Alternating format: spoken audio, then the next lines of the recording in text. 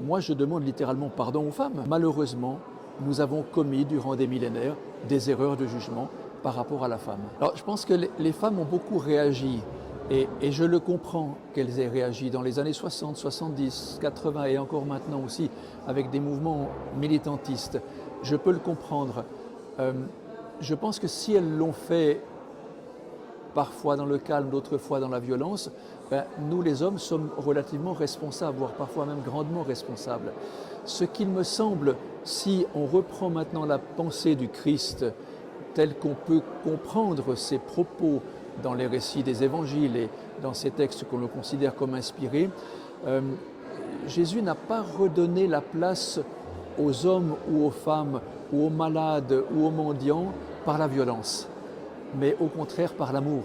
Et il demande, et c'est ça peut-être le message du Christ actuellement, il demande à ce que nous laissions vivre toute cette communauté humaine avec toutes nos différences, mais avec une égalité parfaite. Je m'appelle Roland Meyer, j'ai passé plus de 30 ans maintenant dans l'enseignement de la théologie pour essayer de replacer ces vieux textes dans un contexte actuel, pour essayer de les comprendre et puis de les vivre. L'un des sujets sur lesquels je me suis beaucoup arrêté et j'ai passablement écrit, c'est la question de la place de la femme. Ma question est, Paul était-il misogyne? Et 180 pages après, je termine par Paul n'était pas misogyne. Il écrit des textes à la ville de Corinthe, par exemple, ou à la ville d'Éphèse, qui sont des textes circonstanciels. Il montre que la femme a sa place dans les assemblées, aussi bien pour prier que pour prêcher.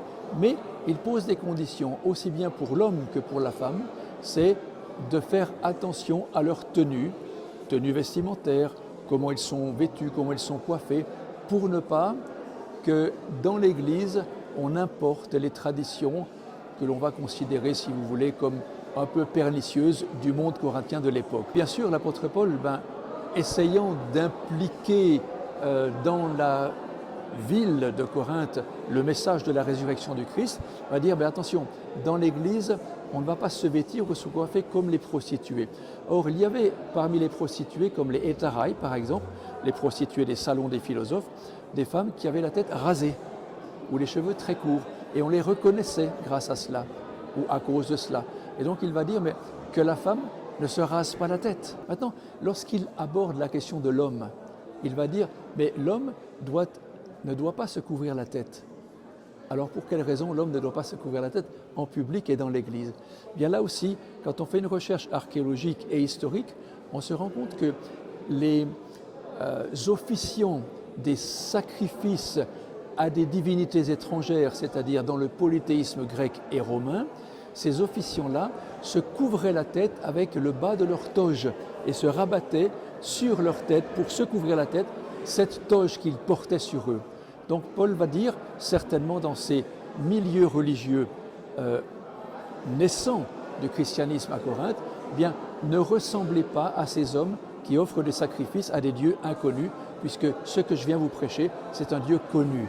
Donc si vous voulez, les grands principes fondamentaux demeurent, mais les détails sont des détails culturels qui n'ont plus la même valeur 2000 ans après dans une culture occidentale. Maintenant, on est en train d'ouvrir à la femme toutes les possibilités qui sont ouvertes à l'homme depuis des millénaires. Alors, moi je demande littéralement pardon aux femmes de ne pas avoir réagi avant, que mes ancêtres n'ont pas réagi avant, mais je vous souhaite vraiment que nous puissions en tant qu'hommes tous réagir de la même manière, c'est-à-dire laisser la femme vivre sa liberté de femme parce qu'elle est créature comme l'homme est créature.